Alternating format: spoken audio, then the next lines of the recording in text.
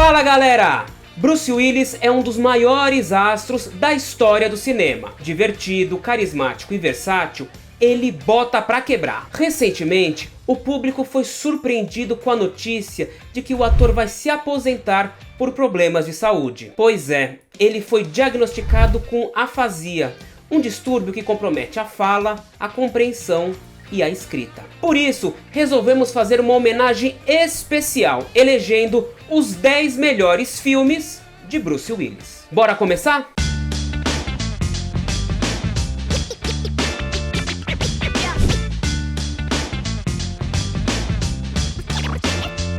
Nossa lista começa com Looper, uma ficção científica que é tão deliciosa de assistir quanto confusa. Ela é cheia de diálogos divertidos e muito inteligentes. Na trama, Joseph Gordon-Levitt vive Joe, que é um looper. Ele é um assassino da máfia especializado em apagar vítimas que são despachadas do futuro. O seu trabalho é basicamente matar o pacote enviado e dar sumiço no corpo. E não tem lugar melhor para isso do que em um tempo em que a vítima sequer existe. O problema é quando a próxima vítima do looper é ele mesmo, no caso, sua versão 30 anos mais velha, interpretada por Bruce Willis. Looper é seguramente a melhor coisa que Bruce Willis fez nos últimos 20 anos. E o encontro entre as duas versões de Bruce Willis, a original e a de Gordon-Levitt, sob uma pesada maquiagem, faz nós termos empatia pelos dois personagens. Ou no caso, pelas duas versões do mesmo personagem. Isso fica muito claro na cena da lanchonete,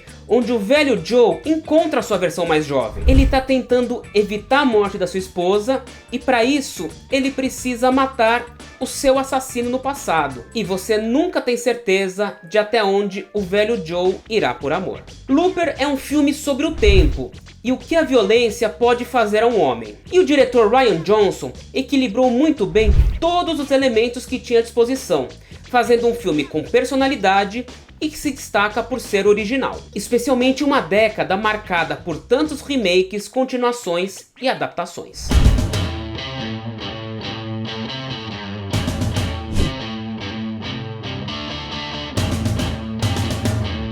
Na segunda metade da década de 90, os cinemas foram invadidos por um revival dos filmes catástrofe de 20 anos antes. Então filmes como Independence Day, O Inferno de Dante, Impacto Profundo e Armageddon eram a sensação do verão norte-americano. O filme, dirigido por Michael Bay, foi o auge de uma fórmula que é a sua grande marca registrada. Grandes orçamentos, tomadas heróicas em câmera lenta, cenas de ação com cortes rápidos e muitas explosões. Não por acaso, Armageddon foi a segunda maior bilheteria de 1998 e só ficou atrás do fenômeno Titanic. A trama é tão nonsense quanto se pode esperar desse tipo de filme, que nos leva de volta a uma época mais simples, quando a maior ameaça à humanidade era apenas um asteroide gigante. O personagem de Bruce Willis é Harry Stamper, o mais importante perfurador de petróleo em águas profundas do mundo. E quando ele percebe que um asteroide se aproxima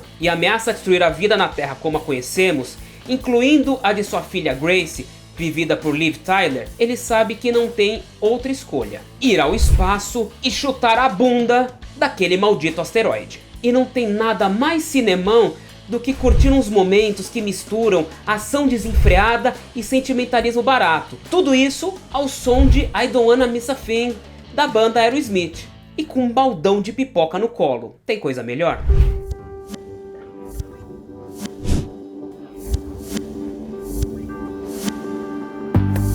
Estamos diante de um clássico cult de humor sombrio, que foi o campeão das locadoras nos fins de semana do início dos anos 90. A Morte Lhe Cai Bem é uma deliciosa disputa entre as lendas do cinema Meryl Streep e Goldie Hawn. Elas são duas rivais que não titubeiam antes de beber uma poção mágica que promete a juventude eterna. Claro, a imortalidade não é tudo o que parece ser, e Madeleine, a personagem de Meryl Streep, descobre isso da pior forma. Justamente quando ela entra em uma discussão com seu marido Ernest, aqui vivido por Bruce Willis, ela rola escada abaixo. O resultado, nenhuma cirurgia plástica será capaz de consertar. Para piorar, Madeleine, já uma morta-viva, assassina friamente sua ex-amiga e agora rival Ellen. E as duas, em constante estado de decomposição, passam a depender de Ernest para fazer a manutenção delas. E logo o Ernest, que foi o motivo inicial da briga entre as duas lá atrás. Bruce Willis, que voltou à comédia após estrelar filmes de ação, vive um Ernest em um tom que quase chega a beirar o ridículo. Gordo,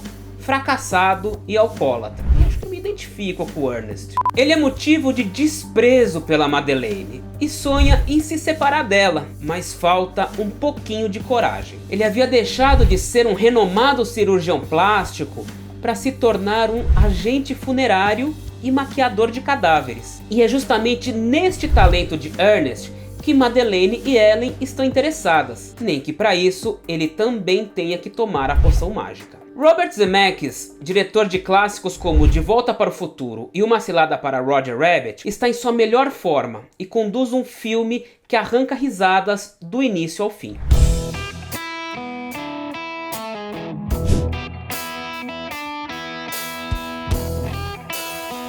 Não existe na filmografia de Bruce Willis um filme como Os 12 Macacos. E também não conseguimos pensar em outro filme pós-apocalíptico que seja como esse, que cria um futuro ao mesmo tempo sombrio e extravagante. Embora não seja um filme tão popular assim como outros que vamos ver a seguir, Os 12 Macacos é um clássico da ficção científica. Dirigido por Terry Gilliam, da trupe inglesa Monty Python, o filme brinca com viagem no tempo e faz com que James Cole, o personagem de Bruce Willis, tenha que vir do ano de 2035 para tentar impedir que um vírus assole a humanidade e destrua o futuro. E quando ele anuncia para todo mundo o motivo da sua viagem, ele é tratado como louco. E a partir daí, ele precisa provar a sua sanidade ao mesmo tempo em que corre para salvar o mundo. E ao retratar esse conto futurista, o diretor Terry Gilliam, com toda a sua genialidade, encontra um meio termo entre um sanatório e um país das maravilhas. Apesar de não ser um filme perfeito, Os 12 Macacos é brilhante em sua maior parte do tempo e surpreendentemente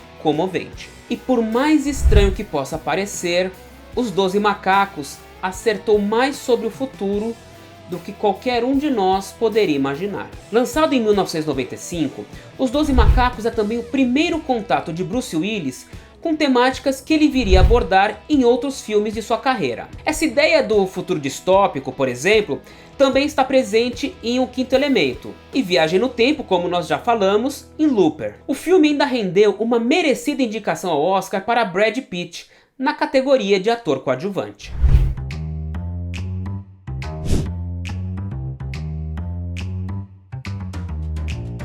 Olha, não existe uma tradução mais exata e literal de uma história em quadrinhos do que Sin City. Tanto que a gente nem pode chamar esse filme de adaptação, já que ele praticamente transborda Nanquim da tela. Baseado na graphic novel de Frank Miller, que co-dirige com o cineasta Robert Rodrigues, Sin City é um filme neo-noir que conta 4 histórias totalmente diferentes, mas interligadas, sobre crime e corrupção em Basin City. Mickey Rourke até rouba a cena como Marv, mas a estrela aqui é Bruce Willis. Na história Aquele Bastardo Amarelo, o detetive John Hartigan tenta impedir que a garotinha Nancy Callahan seja a próxima vítima do abusador e serial killer Rourke Jr., filho do poderoso senador Rourke. Esse aqui é um mundo sujo e corrupto, mas Bruce Willis ainda é o mocinho da história. Ele é aquele que não só quer proteger Nancy, mas está disposto a colocar sua vida e a sua liberdade em jogo para garantir a segurança dela. Anos depois, ele reencontra Nancy, que já adulta virou uma dançarina interpretada por Jessica Alba. E novamente Hartigan precisa protegê-la de Rourke Jr., agora completamente deformado e com sede de vingança, atendendo pela alcunha de assassino amarelo. Quando ele consegue parar definitivamente o serial killer, percebe que só há uma forma de manter Nancy a salvo de uma vez por todas. Um velho morre, uma jovem vive, uma troca justa. E aí, tá gostando da nossa lista? Qual é o seu filme favorito do Bruce Willis? Conta pra gente nos comentários.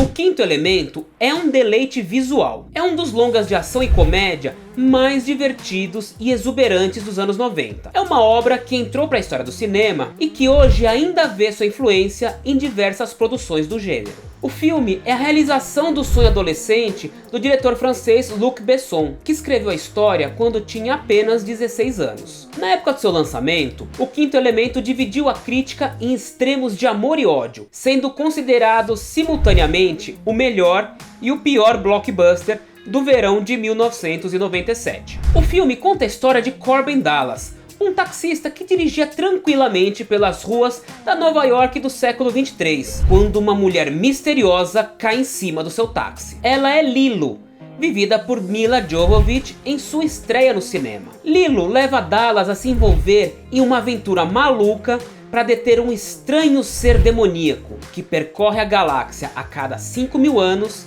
e que visa simplesmente exterminar tudo e todos. E para impedir que a Terra seja destruída, Dallas precisa encontrar 4 pedras mágicas, que representam os 4 elementos: fogo, vento, terra e água. E ainda precisa colocá-las em torno de Lilo, que é o quinto elemento do título. O visual espetacular do filme foi criado pelos aclamados quadrinistas Moebius e Jean-Claude Mézières, que foram responsáveis pelo design de produção. Luc Besson fez questão de que a história se passasse majoritariamente durante o dia. Assim, ao contrário do ar soturno e melancólico que nós vimos em Blade Runner, um dos filmes que inspirou, o Quinto Elemento apresenta uma explosão de cores, trazendo um visual mais claro, alegre e excêntrico. E essa excentricidade nós vemos também nos personagens, que tiveram seus figurinos assinados pelo estilista Jean-Paul Gaultier. O maior exemplo disso é o radialista Ruby Rhod, interpretado aqui por Chris Tucker.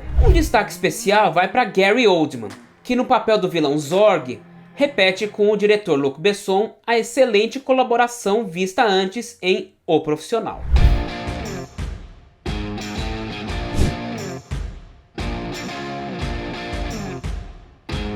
Muito antes do cinema ser dominado por grandes filmes de super-heróis, o diretor M. Night Shyamalan trouxe em O Corpo Fechado uma história do gênero sem que muita gente se desse conta disso. Aqui nós temos Bruce Willis como David Dunn, um ex-astro de futebol americano que teve o sonho de se tornar profissional destruído em um terrível acidente de carro. Anos depois, ele está tentando levar uma vida normal, trabalhando como segurança em um estádio da Filadélfia e tentando salvar seu casamento, que não vai lá muito bem das pernas. É quando ele sofre um novo acidente, só que dessa vez de trem. É um desastre de grandes proporções, no qual David é o único sobrevivente e sai praticamente sem nenhum arranhão. E aí ele passa a buscar respostas para o que aconteceu.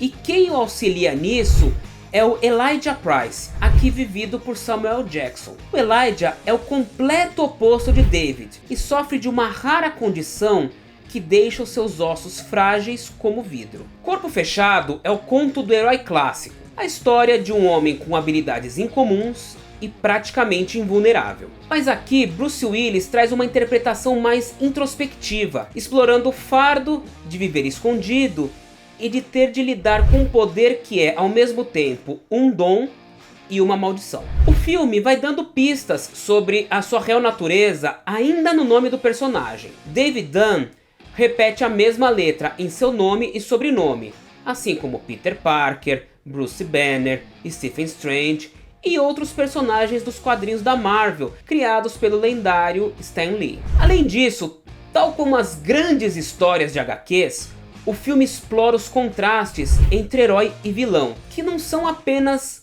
os extremos opostos, mas também se complementam. Corpo Fechado ainda recebeu a tardia sequência Vidro, lançada quase 20 anos depois. Vidro une no mesmo universo os personagens de Bruce Willis e de Samuel Jackson, com o fragmentado Kevin Wendell Crumb de James McAvoy. Bora conhecer agora a medalha de bronze dessa lista?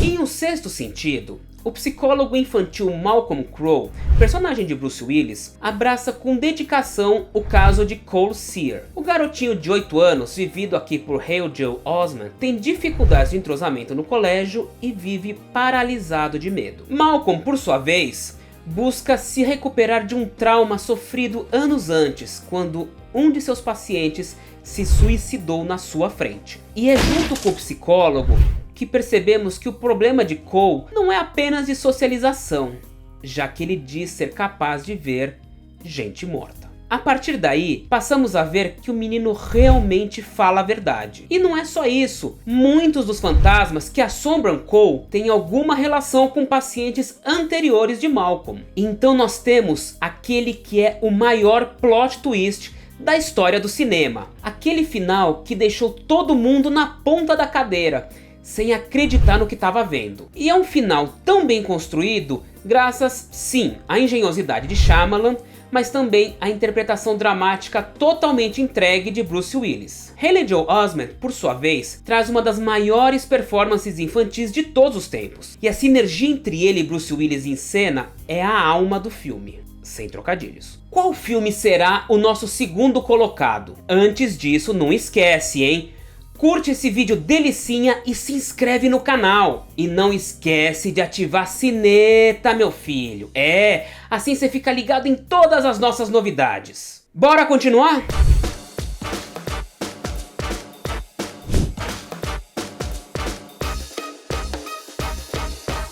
Essa lista não poderia deixar de lado Pulp Fiction, um dos maiores clássicos do cinema e considerado por muita gente a obra-prima de Quentin Tarantino. Quando você pensa em Pulp Fiction, os primeiros nomes que vêm à cabeça são de John Travolta, Samuel Jackson e Uma Thurman. Mas a participação de Bruce Willis nesse filme, que tomou de assalto a Hollywood careta do início dos anos 90 e trouxe o cinema independente para o tapete vermelho do Oscar, é tão marcante quanto. A trama é entrecortada por diferentes histórias que se entrelaçam e que são apresentadas fora de sua ordem cronológica. Nós temos Vincent Vega e Julius Winfield, vividos por Travolta e Jackson, que entre conversas sobre royales com queijo e massagens em pés, ganham a vida como assassinos profissionais que trabalham para Marcellus Wallace, um temido gangster vivido por Ving Rhames. Vega é forçado a sair com Mia Wallace, a esposa do chefe, aqui interpretada por Uma Thurman. Sem muita opção, ele aceita, mas fica com medo de passar dos limites com a garota. Tudo isso enquanto toma milkshakes de $5 e dança em um diner temático dos anos 50, numa cena antológica que homenageia 8,5, o clássico de Federico Fellini. Bruce Willis, por sua vez, vive o pugilista decadente Butch Coolidge. Ele tá devendo para Marcellus e por isso aceita perder uma luta de boxe arranjada. Só que o Butch tinha apostado em si mesmo. Ele então vence a luta, ganha uma bolada e, claro, precisa dar no pé. E dá tanta coisa errada nessa fuga que eu nem sei por onde começar. É melhor você assistir ou rever esse clássico. O grande destaque aqui, como tudo no longa, são os ótimos diálogos escritos por Tarantino, que venceu o Oscar de melhor roteiro. Toda a relação do Butch com sua namorada Fabienne é construída de maneira bastante natural e crível. Da mesma forma, a tensão pela urgência da fuga acompanha o espectador junto com o nervosismo de Butch. E compartilhamos também do desespero do personagem quando tudo passa a dar errado numa espiral de caos e violência. É por essas e outras que é impossível falar de Bruce Willis sem mencionar Pulp Fiction. Antes de continuar, deixa eu te convidar para assistir a edição do Cinelista, em que falamos sobre qual o melhor Batman de todos os tempos. Confere lá clicando aqui em cima, tá imperdível. E vamos agora para o nosso primeiro colocado.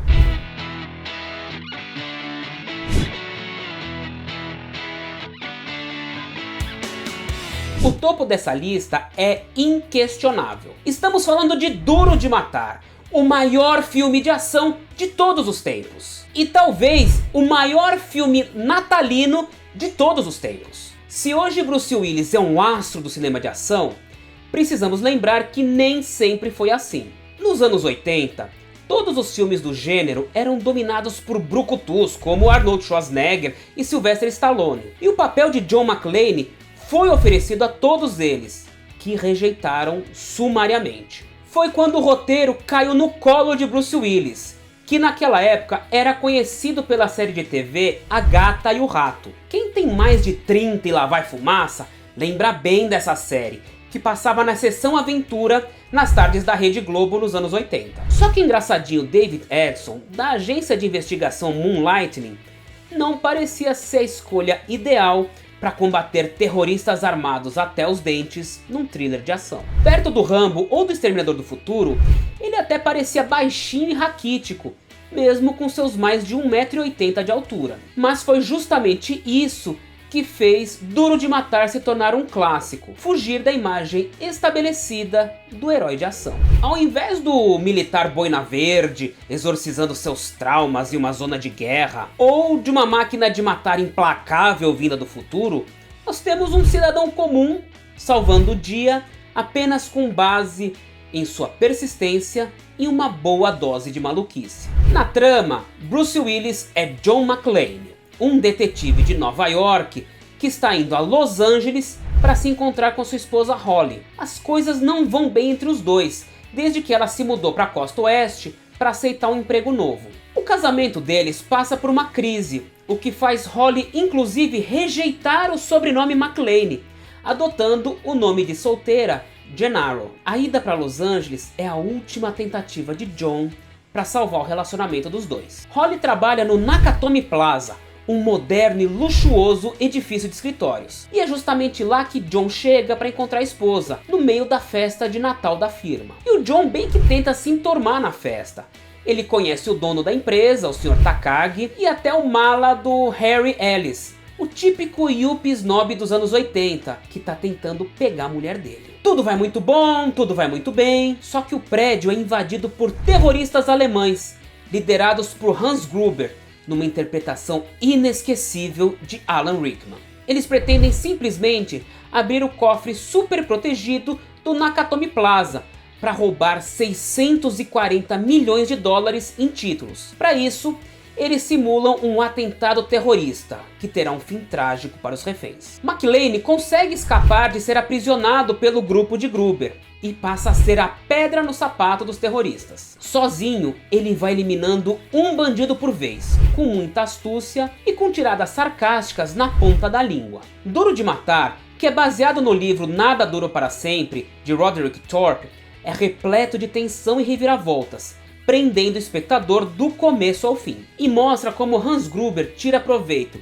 da inoperância da polícia de Los Angeles, que bate cabeça ao lidar com o cerco ao edifício, e da soberba dos agentes Johnson & Johnson do FBI ao menosprezar os terroristas, o que vai lhes custar muito caro. O filme ainda apresenta, na figura do jornalista inescrupuloso Richard Thornburg, uma crítica ao sensacionalismo da cobertura desse tipo de evento pela mídia em geral. Thornburg chega a invadir a casa de Holly e ameaçar a empregada dela, no intuito de conseguir um furo de reportagem ao entrevistar os filhos de McClane. E por isso, ele acaba colocando a vida da própria Holly em perigo. Assim, contra tudo e contra todos, John McClane, tal como o cowboy Roy Rogers, vai lutando até o limite de esgotamento para tentar salvar sua esposa Holly, mas sem nunca perder o bom humor.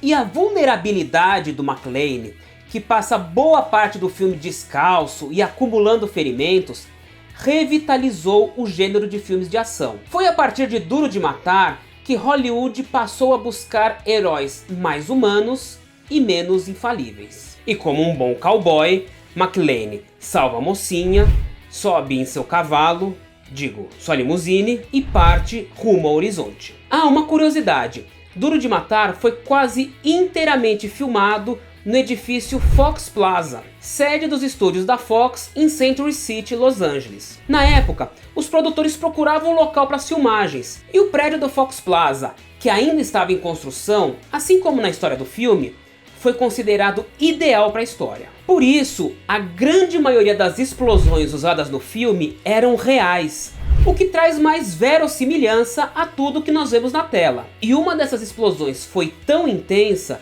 que fez com que Bruce Willis perdesse 2/3 da audição do seu ouvido esquerdo. O sucesso de Duro de Matar foi estrondoso e do dia para a noite catapultou Bruce Willis para o primeiro time de estrelas de Hollywood. E como todo grande sucesso, gerou várias sequências. Duro de Matar 2, lançado 2 anos depois, era uma cópia descarada do primeiro filme e trazia boa parte do elenco original de volta. Só que aqui, ao invés do Nakatomi Plaza, os terroristas sequestram o controle de tráfego aéreo de um aeroporto. Temos também Duro de Matar a Vingança, de 1995, que foi a primeira colaboração entre Bruce Willis e Samuel Jackson. Os dois se juntam em uma corrida contra o tempo pelas ruas de Nova York, a fim de impedir explosões à bomba. Temos ainda Duro de Matar 4.0, que foi uma retomada da série em 2007, com cenas tão incríveis quanto inacreditáveis. O filme mostra uma caçada a um terrorista hacker,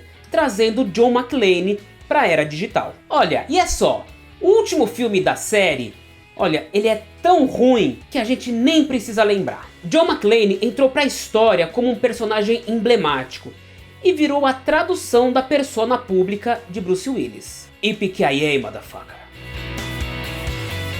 E você, o que achou da nossa lista? Concorda com ela? Eu aposto que tem algum outro filme do Bruce Willis que você queria ver aqui, né? Manda então nos comentários.